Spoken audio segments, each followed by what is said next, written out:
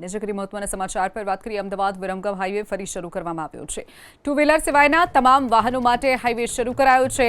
પાણી ભરાતા હાઈવે બંધ કરવામાં આવ્યો હતો, પરંતુ પાણી ઓસરતા ફરી એક વખત હાઈવે શરૂ કરવામાં આવ્યો છે।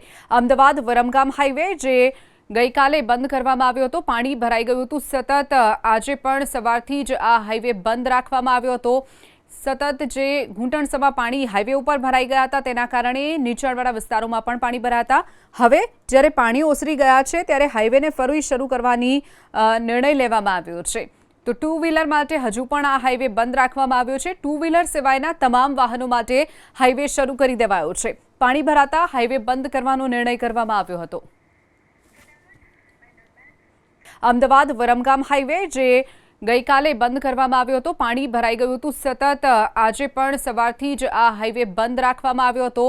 સતત જે ઘૂંટણસમાં પાણી હાઈવે ઉપર ભરાઈ ગયા હતા, તેના કારણે નીચાણવાળા વિસ્તારોમાં પણ પાણી ભરાતા હવે જ્યારે પાણી ઓસરી ગયા છે ત્યારે હાઈવેને ફરી શરૂ કરવાની નિર્ણય લેવામાં આવ્યો છે।